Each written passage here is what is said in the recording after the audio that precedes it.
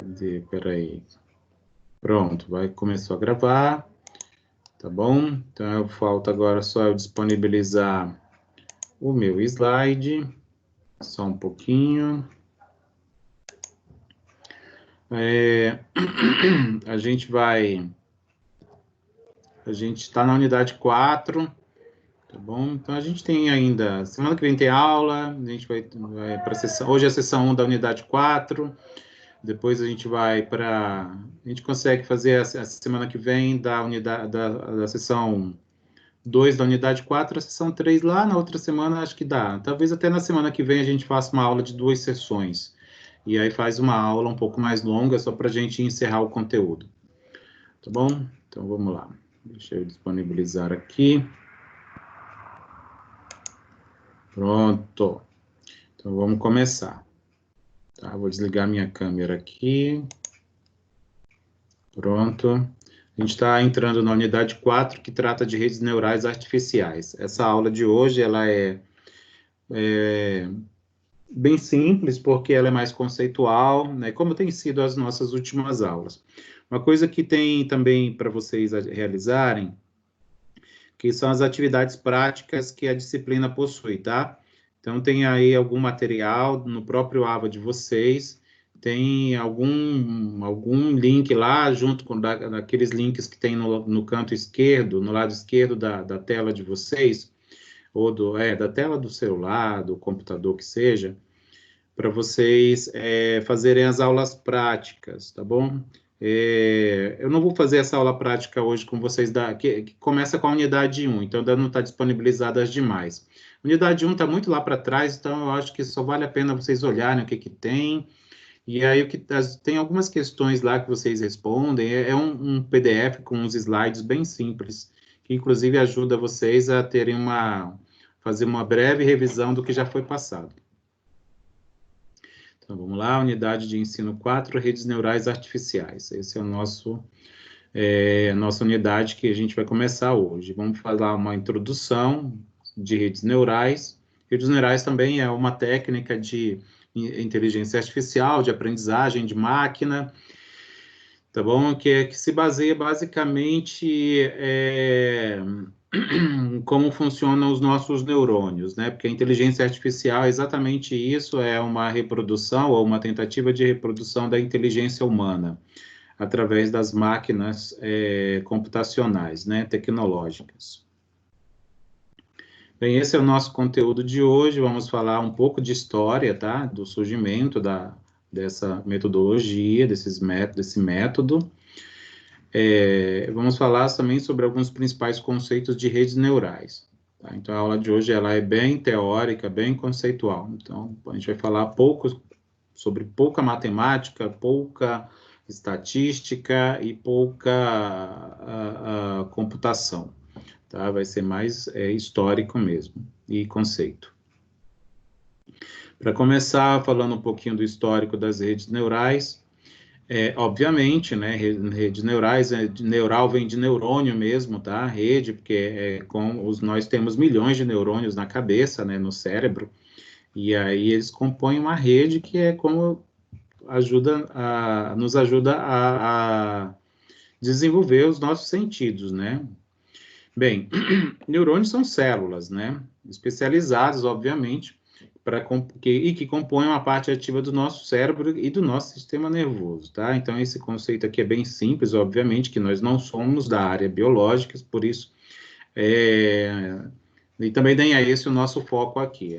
A gente precisa passar por esse histórico e por esses conceitos para que a gente possa entrar, de fato, na teoria das redes neurais, porque é onde ela está baseada. Então, a gente precisa entender um pouco, se a gente não entende, se a gente entende, para a gente relembrar, e se a gente viu só lá na escola também, para a gente fazer uma lembrança, uma relembrança.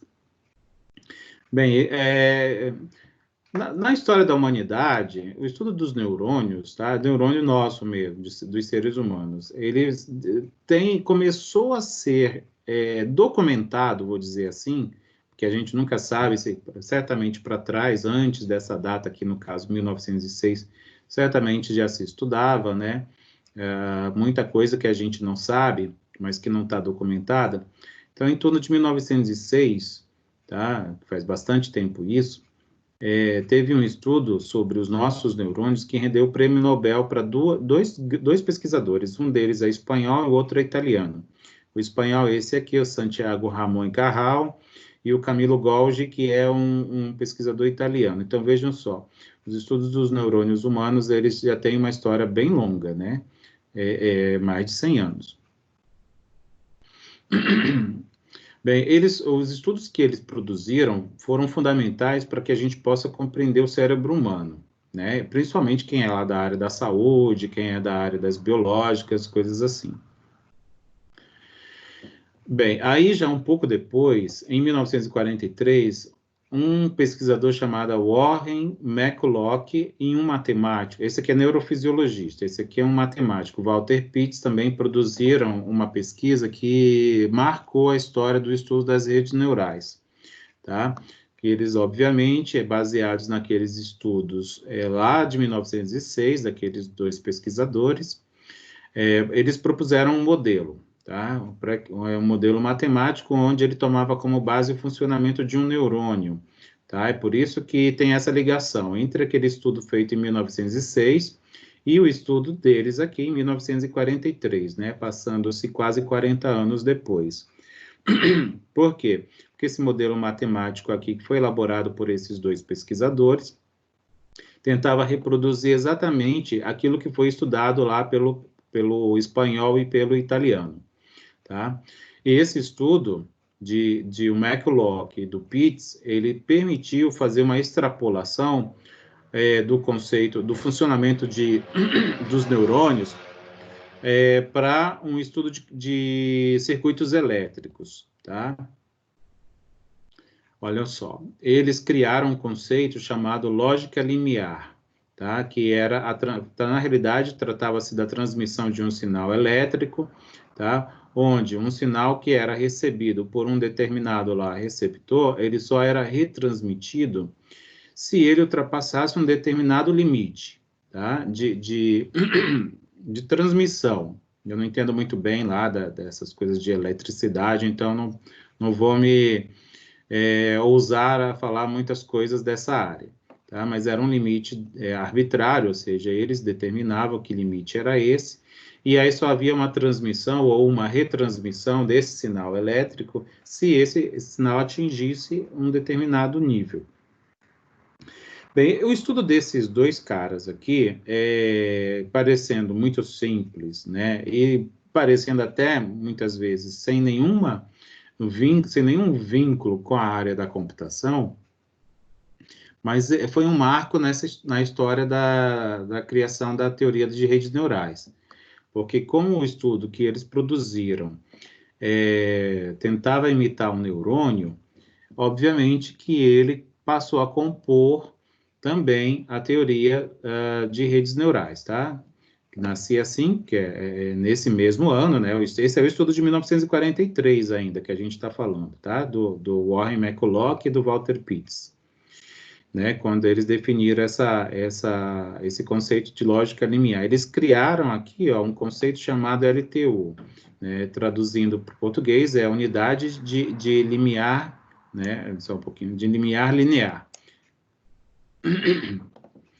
Já 11 anos depois, né, 43 para 54, outros pesquisadores, agora foram dois americanos, um chamado Belmont Farley e o outro Wesley Clark, eles criaram uma rede neural artificial. Então, aqui, de fato, já surgiu o que se chama de rede neural hoje em dia, tá? O estudo de 1943 ainda não era um estudo preliminar, mas ele foi base para o desenvolvimento das redes neurais. E a base aqui sim, ó, foi uma computação, um computador, tá? Diferente do estudo anterior, que foi um modelo matemático, mas que ele foi aplicado em eletricidade, né? Não foi aplicado em computação. E aqui sim, em 54 surgiu o termo, né? Neural Network, né? Que é a rede neural em inglês. Bem, De 54, eu já vou pulando para 82, porque se vocês olharem lá o livro de vocês, tem vários eventos que acontecem entre esses 2 anos, tá? Por isso que eu não quis descrever aqui, para não ficar também muito cansativo. Mas entre esses 2 anos, que é o 1954 e 1982, muita coisa aconteceu, óbvio. Muita coisa aconteceu porque a história da humanidade continuou, né? Mas se muita coisa aconteceu aqui que eu quero me referir, muita coisa aconteceu no desenvolvimento de redes neurais, tá? Redes neurais artificiais. O nome oficial é rede neural artificial, então é Artificial Neural Network. Mas o que a gente chama de rede neural hoje em dia é exatamente isso, é a mesma coisa, então é simplificado, as pessoas conhecem como rede neural. Bem, em 1982, o pesquisador americano John Hopfield criou a primeira rede neural associativa. O que é uma rede neural associativa? Então, é isso que eu vou comentar agora. Essa rede neural, ela é não mais uma simulação de um neurônio individual ou solitário, mas é uma simulação de uma rede de neurônios.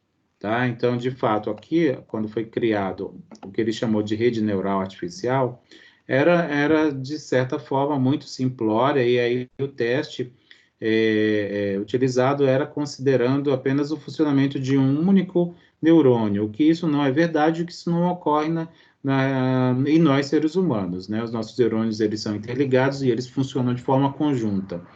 E é exatamente o que tentou reproduzir esse pesquisador aqui, tá? O John Hopfield, em 82. É claro que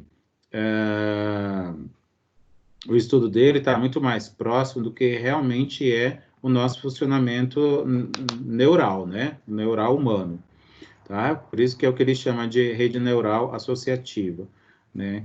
Para mostrar que o poder está nos resultados produzidos na coletividade dos neurônios, mesmo sendo artificiais, e não apenas no uso na simulação individual, né? Que, de certa forma, está bem distante do que realmente acontece. Em 1986, surgiu o primeiro modelo de redes neurais de múltiplas camadas, depois a gente vai ver o que é isso aqui, tá? Um pouco mais para frente. E foi quando isso foi implementado, tá? Criou-se, então, em software, tá?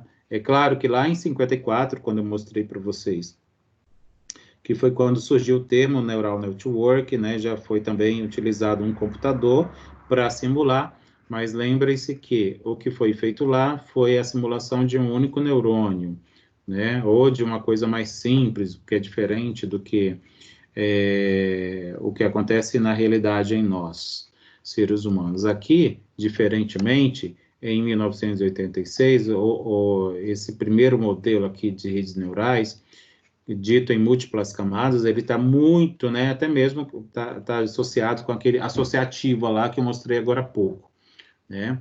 É o modelo associativo.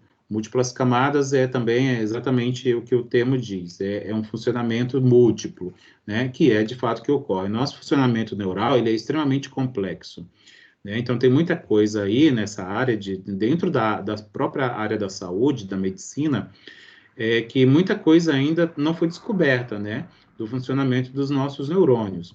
Então, imagina só, se na área nativa, vou dizer assim, de investigação, né, nossa, dos seres humanos, não foi descoberta, imagina a replicação disso, né, de forma artificial, né? Obviamente que a técnica de rede neural, ela depende completamente do que a saúde descobre, né, da pesquisa desenvolvida na área da saúde, porque a replicação, ela só passa a ser feita, né, depois que se descobre lá, e aí a replicação vem para cá, para fazer o artificial, né? Então vai se virar a rede neural artificial. Bem, em 87, tem um instituto aqui de engenharia elétrica e eletrônica, que é esse instituto aqui, se não me engano, ele é um instituto americano, ou é inglês, não lembro certo agora, tá? Mas ele fez uma conferência internacional que marcou na história do desenvolvimento das redes neurais. Isso está lá no nosso livro texto, tá? Também tá lá, eu tirei de lá, tudo que eu estou apresentando aqui hoje eu retirei do nosso livro-texto, o que está aqui apresentado é basicamente um resumo, tá bom? Esse evento que marcou a história das redes neurais teve uma participação maciça de pesquisadores da área, em torno de 1.800 pesquisadores do mundo inteiro. Agora, mudando um pouco da parte histórica, né, então aquilo lá foi um resumo do que aconteceu na história do desenvolvimento das redes neurais, tá? Para a gente entender como é que ela se deu, né? E aqui eu vou apresentar, a partir desse slide, algumas características do nosso neurônio biológico, ou seja, do neurônio que a gente tem mesmo no nosso cérebro, tá bom? De certa forma, muito simplificada, até porque eu não sou especialista da área, né? Mas para a gente tentar entender mais para frente, nas outras aulas que a gente vai fazer, como que isso vai ser replicado num programa de computador, por exemplo, ou numa outra ferramenta tecnológica que tente reproduzir o funcionamento do neurônio humano. Bem, obviamente, é uma técnica com base nos nossos neurônios. E aí tem todos esses componentes. Isso aqui é um desenho de um neurônio, tá? Isso aqui ó, é um neurônio, isso aqui é outro neurônio. E aí é uma célula, né? É uma célula que ela tem uma série de ramos aqui, que tem um nome específico, que é axônio, tá? E axônio, as terminações aqui nervosas desses ramos, eles são chamados de terminais sinápticos ou vesículas sinápticas. Aqui a parte principal dessa célula, que ele chama corpo celular, é onde está o núcleo da célula também. Perceba que aqui também tem os outros ramos que eles chamam de dendrito, tá? Dendrito. E aqui de onde eles partem chama-se sinapse axossomática. Difícil de falar. Esse slide aqui eu não vou ficar lendo, tá bom? Porque ele é muito mais da área de biológicas do que da nossa área computacional, tá? Área de exatas. Mas aqui eu retirei do nosso livro também, tá certo? Aqui explica basicamente o que é cada um desses componentes aqui de um neurônio, tá? O que é um corpo celular ou a soma, que é essa parte que está aqui, ó, que ele aponta, ó, corpo celular é isso aqui. É onde está o núcleo, que também contém os cromossomos e entre outros. Dendritos está aqui, ele explica o que é um dendrito, o axônio também, e essas partes finais aqui, ó, nas pontas dos neurônios, que são os terminais sinápticos, ele explica. Então, na realidade, qual é a intenção de apresentar isso aqui? É de mostrar para vocês para que serve cada elemento, cada componente, né, cada parte de um neurônio e para que ele funciona. Para que a gente possa tentar entender como vai funcionar uma inteligência artificial, né, com o uso de uma técnica de rede neural. Bem, o neurônio, ele age basicamente como um condutor de sinais elétricos. Lembra lá em 1943, naquele estudo que foi feito por aqueles dois pesquisadores, um neurofisiologista e um matemático, onde eles replicavam a transmissão de um sinal elétrico? Então, por que eles fizeram aquilo? Lembra que eles se basearam naquele estudo dos dois pesquisadores de 1906, né, que era um estudo dos neurônios, e aí o matemático lá criou um modelo matemático para entender como se retransmitia um sinal elétrico a partir de quando esse sinal atingia um certo valor, só era retransmitido se isso ocorresse. Então, basicamente é porque o neurônio age dessa forma, né? Ele age basicamente como um condutor de sinal elétrico, né? Que ele atua ou deixa de atuar dependendo de algumas condições aí nossas, né, neurológicas mesmo. Em termos de computação, tá? Agora a gente vai começar a entrar de fato na rede neural, então a gente vai começar a falar de um neurônio booleano de McLaughlin-Pitts. Lembra que esses dois sobrenomes foram aqueles dois pesquisadores de 1943, o neurofisiologista e o matemático? Então, basicamente, esse nome foi dado por causa para homenagear eles dois, tá certo? Olha só, é o elemento computacional, esse, né, esse neurônio booleano. Então, esse termo booleano a gente já viu bastante quando a gente tratou de lógica booleana, né, lógica nebulosa, coisas do tipo assim, quando a gente ficava lá tentando fazer sempre um comparativo entre o booleano e o nebuloso, para mostrar qual era a vantagem ou a desvantagem de um e de outro. Ele é um elemento computacional, né, o neurônio booleano, capaz de receber várias entradas booleanas. Booleanos, lembra lá que era só o dicotômico, era só o binário 0, 1, então aqui não é diferente. É da mesma forma. Então ele recebe entradas booleanas, tá? Esse neurônio aqui. Apenas. E atribui peso a cada uma delas, mesmo que essas entradas sejam binárias, mas elas recebem ponderações, tá? Então elas são ponderadas. Para quê? Para que ocorra um processamento de acordo com eles, com os pesos atribuídos, né? Para comparar o resultado de um limiar pré-estabelecido, que isso aqui já é o ser humano quem estabelece, e aí ele gera um valor de saída, tá? Esse valor de saída também será booleano. Então, está aqui ó, uma representação simbólica do que vai ocorrer com um neurônio booleano. Tem as entradas aqui, que elas são booleanas ou binárias, né? 0, 1, 0, 1, 0, 1. No entanto, até ele chegar lá na saída, que também vai ser booleana, é atribuído um peso.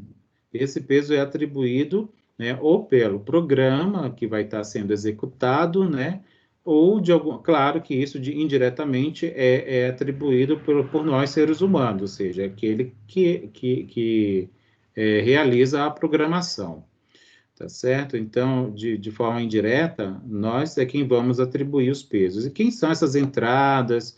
Quem são essas saídas? Obviamente, isso tudo aqui vai se tornar na prática programação, né? Então, para que algum dispositivo funcione, algum equipamento funcione, algum programa computacional execute alguma tarefa, coisas do tipo assim. Então, as entradas vão ser as informações que nós vamos imputar, né? Nós vamos dar alguma informação para o meu dispositivo ou para o meu programa. Lá já está implementado os pesos para cada entrada específica. Vamos supor, eu quero... Quando a gente vai fazer uma pesquisa, por exemplo, numa loja de tênis, de sapato, né? De sapatos, calçado esportivo, por exemplo. Lembra quando a gente entra lá, por exemplo,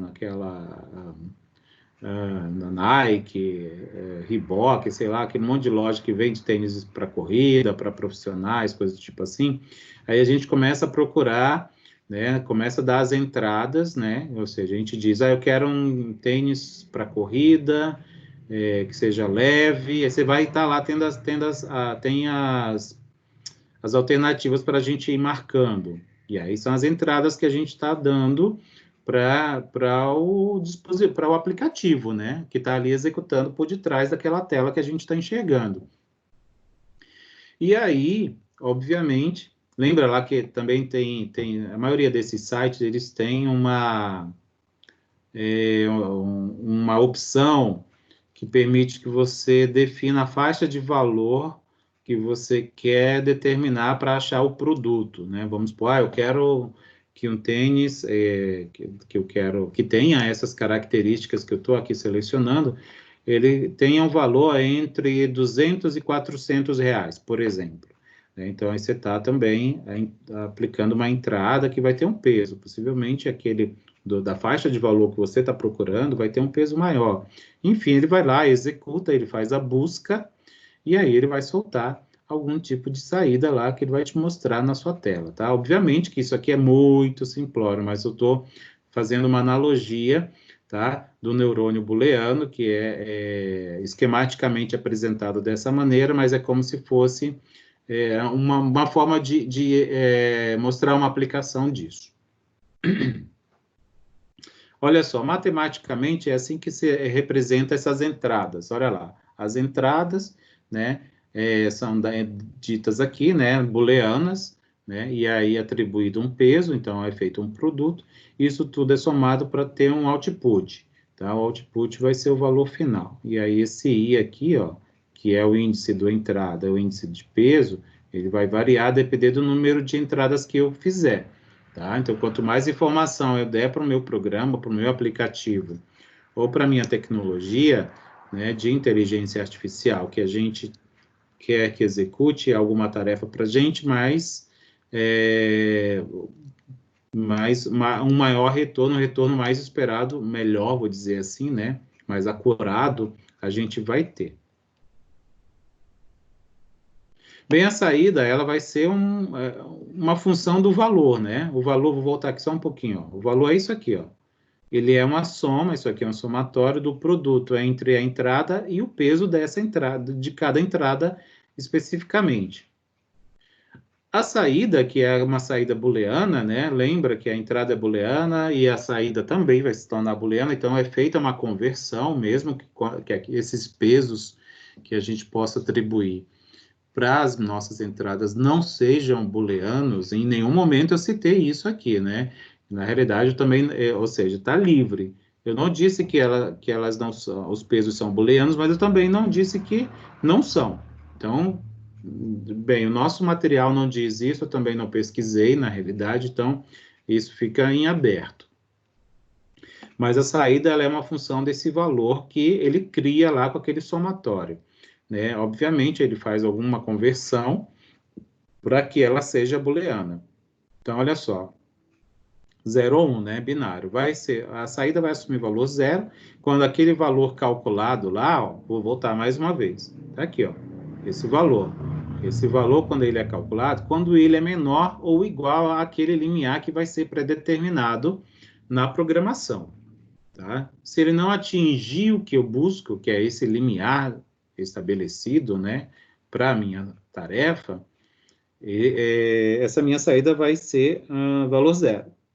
Se aquele valor calculado por aquele somatório ultrapassar o limiar que eu busco, ele vai ter um output igual a 1. Então, ele vai responder, de fato, a minha pesquisa, ou a minha execução do programa.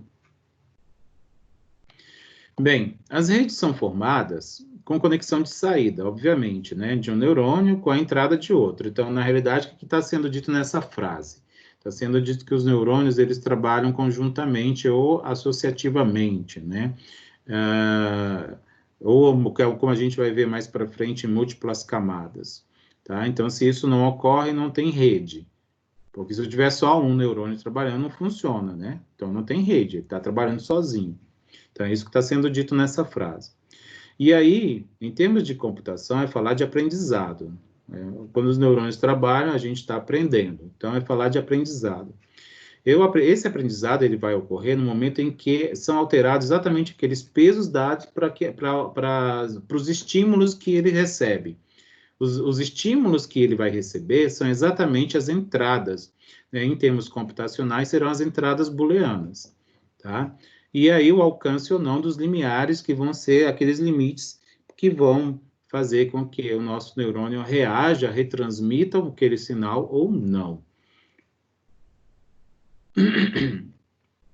Esses caras aqui são autores de livros de inteligência artificial, Russell e Norvig, e eles afirmam o seguinte: os neurônios booleanos de McLaughlin e Pitts, que é justamente do que a gente está falando, eles não são mais utilizados hoje em dia, né, nas tecnologias, né, para desenvolvimento de redes neurais, obviamente porque isso foi produzido lá nos anos 40, né, 1943, obviamente, mas isso tudo que eu comentei até agora foi exatamente a teoria criada a partir do que foi desenvolvido por esses pesquisadores. Na prática, não se implementa mais esse tipo como eu posso dizer, de técnica, tá? As técnicas de redes neurais, elas já são mais avançadas em relação ao que foi criado lá nessa época. Mas ainda se utiliza isso muito como base. Então, sempre que, pelo menos na teoria, para se implementar uma rede neural, eles ainda são referências, tá? O estudo desses dois pesquisadores, né? Em termos matemáticos. Olha só, é aquilo que eu estava falando para vocês, de múltiplas camadas. Isso aqui, eu preferi trazer uma figurinha, né? Uma figurinha, uma imagem, né? Para exemplificar para vocês, que eu acho que facilita. Então, está aqui. Isso aqui é uma rede neural, claro que de forma esquemática e muito simplificada, mas percebam que ela começa com uma entrada, e aí pode ser múltiplas, que é exatamente como funciona, né? A gente recebe estímulos de múltiplas fontes, né? Então, da mesma maneira, isso é tentado se replicar na máquina, né? Então, a máquina vai receber múltiplos estímulos, ela não vai receber um estímulo um de cada vez, e aí ela vai ter que saber lidar com isso, né? E aí isso vai entrando para outras camadas, ó, são as camadas, exatamente as múltiplas camadas, que são conhecidas também como nós escondidos.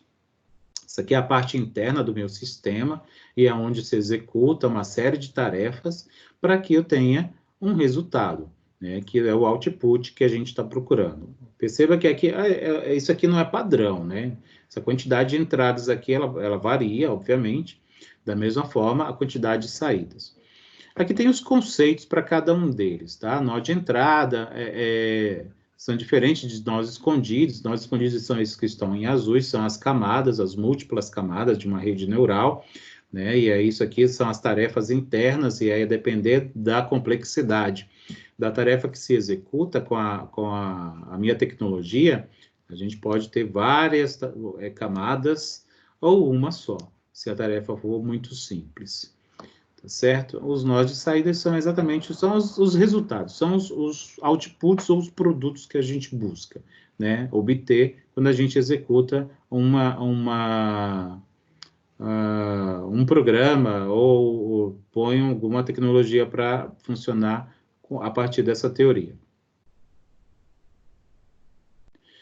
Aí tem esses outros conceitos de conexões de saída e de entrada, ele fala que é aqueles pesos que eu tenho falado lá, né, que fala do neurônio booleano de McCulloch e Pitts, né, que faz uso daqueles pesos, são as ponderações que a gente utiliza, e aqui, ó, também, ó, numa rede neural moderna, vou dizer assim, né, ela também faz uso de peso. Então, são as importâncias que a gente dá para as informações que a gente fornece para o nosso sistema, tá? Então, toda informação que a gente imputa num sistema para que ele execute alguma tarefa a nosso favor, nem sempre elas têm a mesma importância, né? Quando isso ocorre, quando a importância das informações imputadas em sistemas são diferenciadas, a gente precisa ter isso implementado, né? Por exemplo, por determinado canal, eu sempre vou inserir, por exemplo, a faixa de valor do produto final que eu quero encontrar. Por exemplo, certamente, estou voltando àquele exemplo do site de tênis, né?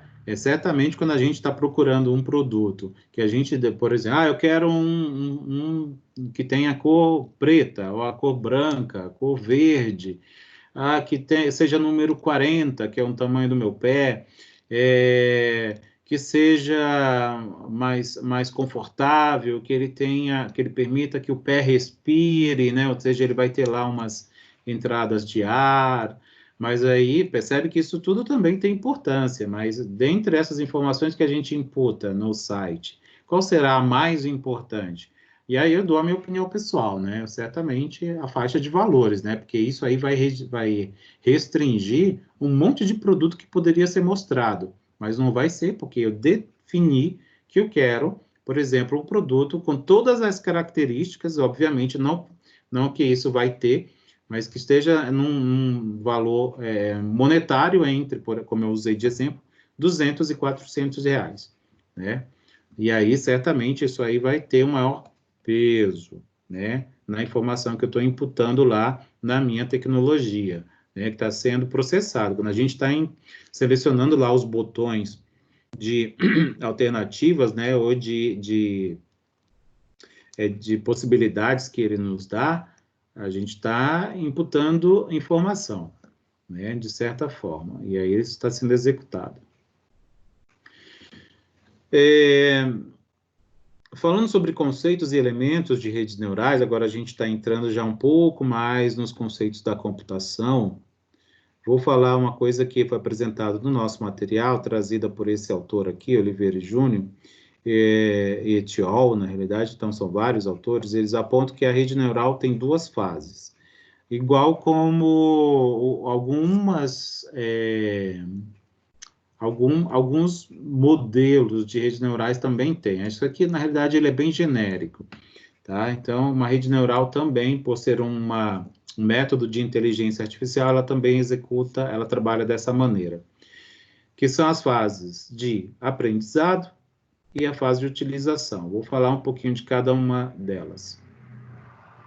A fase de aprendizado, ela ocorre quando a gente faz uso de alguns mecanismos para reconfigurar exatamente os pesos e também os limiares da minha tecnologia, tá? Do meu modelo.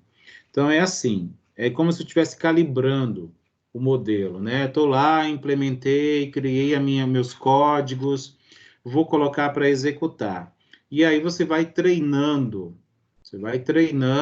o programa, ele vai para ir ver se ele está tendo um output da maneira como eu espero. Ah, não está, precisa melhorar, ele está demorando muito para executar, então vamos mudar um tal parâmetro. Ah, ele está travando em determinado ponto. Beleza, vamos ver o que é. Ah, acho que é melhor mudar a ponderação de um determinado item em relação a outro, ou a gente iguala, enfim, uma série de... aqui é o momento de ajuste, tá? Aqui é o momento de ajuste, ou seja, é o momento do aprendizado. E um modelo de rede neural, ele funciona exatamente desse jeito. Da mesma forma como lá o machine learning tem um monte de método que trabalha desse jeito, a rede neural também.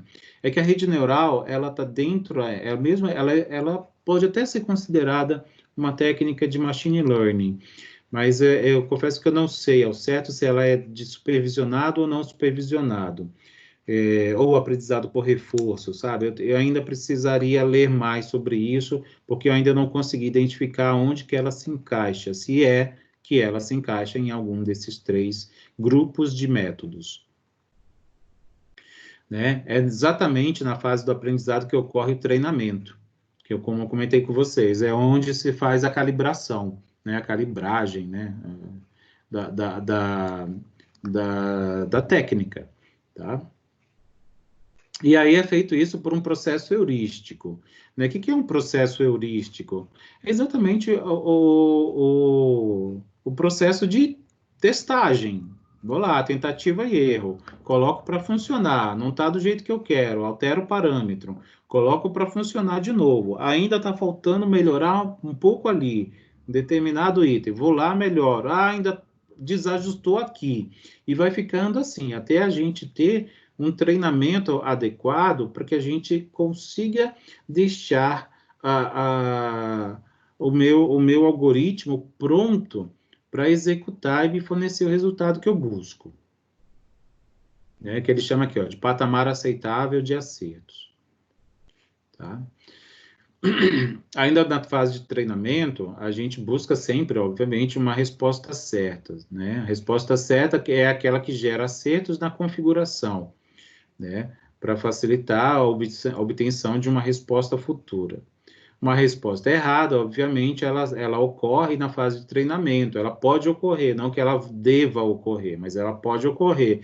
E se ela vai ocorrer, que ela ocorra justamente nesta etapa. Porque quando ela está na etapa como eu posso dizer, de validação, isso já é muito ruim, né? É como se eu tivesse já um produto que já passou por todas as fases de testagem, aí é um produto que já está colocado no mercado, vamos supor, ou já está em fase final de produção, né? Seria a fase de validação. Se ainda dessa fase ocorrer respostas inesperadas ou indevidas, ou mesmo erradas, tem um erro grave aí no planejamento do produto, que é justamente a fase de utilização, né? A gente aqui, o produto tem que estar funcionando, né? A tecnologia tem que estar funcionando, né? O meu aparelho tem que funcionar do jeito que tem que funcionar, do jeito esperado, né? O meu programa tem que executar e produzir o que eu busco, né? De fato, e coisas do tipo assim.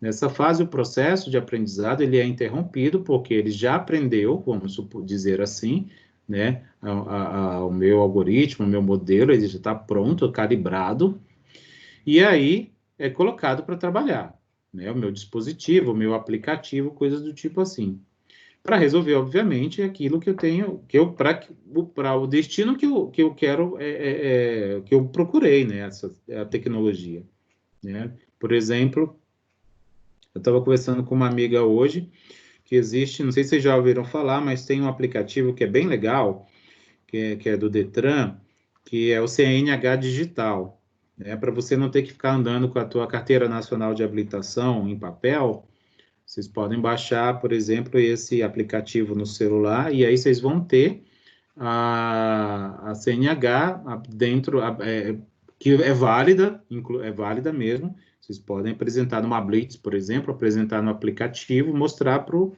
guarda que está lá fazendo a Blitz, e ele tem que aceitar aquilo como um documento válido. E aí, exatamente isso que eu estava conversando com essa amiga, né? Por exemplo, esse aplicativo da CNH Digital, o que a gente quer? A gente quer ter lá, né, todas as imagens do nosso documento real, que é o órgão, né, de fiscalizador, tem a nossa documentação lá, né, nosso registro, e aquilo tem que aparecer na hora que eu vou abrir o aplicativo para chamar o documento para aparecer na minha tela. Se isso não ocorre, imagina o constrangimento, isso numa Blitz, né? Então, ele tem que trabalhar, e trabalhar de forma como foi projetado, né? Imagina, se a gente clica lá para mostrar o documento, aí o aplicativo fecha, ele aparece uma mensagem de erro, ele não mostra, ele trava, imagina só. Ainda na fase de utilização, os algoritmos de recalibragem de pesos e limiares não funcionam mais, porque a gente está supondo que tudo isso já foi feito, já foi testado e retestado lá na fase de aprendizagem. Então, aqui isso não ocorre mais. E aqueles valores que foram atingidos, né, foram definidos como pesos e como limiares, eles vão permanecer agora como fixos, né? Já predeterminados nessa etapa de utilização. É claro que as atualizações elas vão ocorrer, isso é natural, né? Por exemplo, uma coisa que eu detesto, vou falar pessoalmente, por exemplo, Facebook de celular. Facebook de celular é um aplicativo que ocupa muito espaço e quase todo dia tem uma atualização gigantesca. Eu cansei já de ficar usando, porque quando você baixa esse Facebook em celular, você não tem mais espaço para nada, né? Para aplicativos realmente que interessam, como, por exemplo, a CNH Digital, um outro aplicativo de banco, que é muito importante, né? Até mesmo de convênio médico, eu tenho aplicativo de convênio médico que tem a minha carteirinha digital e coisas do tipo. Aplicativo de rede social, confesso que eu tenho retirado do meu aparelho celular, porque eles ocupam muito espaço, né? Inclusive, ó, Instagram também, toda hora tem uma atualização. Eu falei, Senhor amado, não dá. Tá? Mas o que eu estou usando isso de exemplo? Porque lá a calibragem, a calibração dos aplicativos da rede neural, por exemplo, né, ela é feita na etapa de aprendizagem e aí na fase de utilização já está tudo pronto para funcionar, mas sempre é possível melhorar, né, as configurações. Então, elas são sempre revistas e atualizadas e, obviamente, por quem? Pelos seres humanos, né? Que são eles quem gerenciam todas essas tecnologias. Aqui é como exemplo também tem a questão dos assistentes digitais. O nosso livro ele fala muito disso, né? Acho que todo livro de inteligência artificial faz uso desses assistentes digitais sempre como exemplo, né? Aí tem lá o Siri, o OK Google, tem uma vírgula aqui a mais. O Alexa da Amazon, né? Da Apple, nem sei. Periodicamente também tem seus parâmetros redefinidos. Uma coisa que eu sempre me lembro também, e que eu faço bastante uso, é daquele tradutor do Google. ele é muito bom e ele é uma tecnologia que ele tem um algoritmo que ele mesmo se atualiza. Então, nós, como usuários, podemos ir inserindo dando algum tipo de informação de entrada para ele, e ele vai se reparametrizando com as informações que vai recebendo. Né? Ele é um algoritmo de inteligência artificial bem simples e prático, e que a gente conhece, assim, tem uma coisa mais próxima da gente, para não ficar isso muito no mundo abstrato. E essas são as referências que eu utilizei para a produção da nossa aula de hoje. Tá certo? Então é isso. Mas vejam só, deixa eu só comentar uma coisa para vocês. Eu quero mostrar ainda, tá? Eu vou mostrar ainda sobre a aula prática. Então, eu vou compartilhar aqui a minha área de trabalho. Então, esperem só um pouquinho, é isso aqui. Então, tá aqui. Vocês devem estar vendo o meu AVA. Então, tá aqui a nossa disciplina. Tá? Então, tá aqui, ó, gente, aula prática, ó, é isso aqui, tá? Por favor, acessem. Eu vou dar uma olhada, eu acho que isso aqui vocês não vão enxergar ainda, porque está oculto para vocês, tá? Mas é que como eu sou professor, isso já está disponibilizado para mim. Então, tá aqui, tem a aula prática 1 que já está disponibilizada, tá? Para vocês. São alguns slides, e aí é coisa lá do começo do nosso curso, tá? Então, fundamentos da inteligência artificial, tal, vai comentando aqui. É legal porque ele tem, assim, é bem resumido, basicamente, está bem parecido com o que eu apresentei em slides, tá? Mas aí tem vídeos também, tá? É interessante que vocês deem uma olhada nisso, tá? Então, vai ter vídeo, olha só. Então, aqui tem alguém mostrando alguma linguagem, deixa eu ver aqui, vamos só para a gente ver. E aí são vídeos curtinhos que vale a pena vocês olharem. Sempre tem alguma coisa interessante. Né? Deixa eu ver. Não, uma hora mais ou menos. Então, é legal. Tem a programação de alguns. Tá? Então, é interessante que vocês vejam a linguagem está sendo usada aqui, na realidade, é uma hora de vídeo. Não sei se dá para baixar, acho que não dá, não.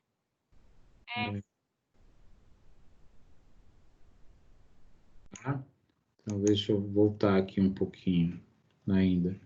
Nos vídeos. Porque são vários vídeos também, na realidade, tá? São 4 vídeos, na realidade, os 4 vídeos, acho que são um vídeo para cada unidade, tá? Um vídeo para cada unidade aqui do nosso material, tá bom? Do que é nosso livro, ele é dividido em 4 unidades. Então, tem bastante coisa aí que talvez seria legal.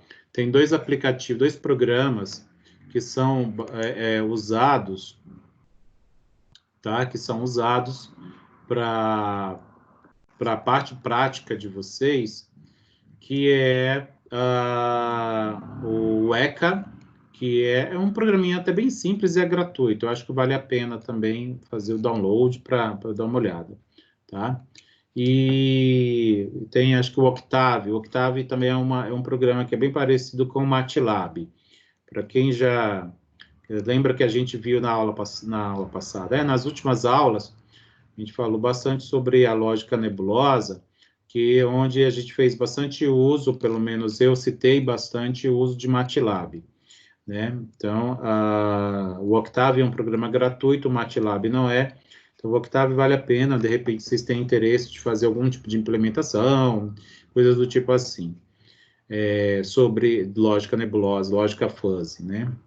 Tá certo? Bem, é isso. Eu vou encerrar a gravação, tá bom?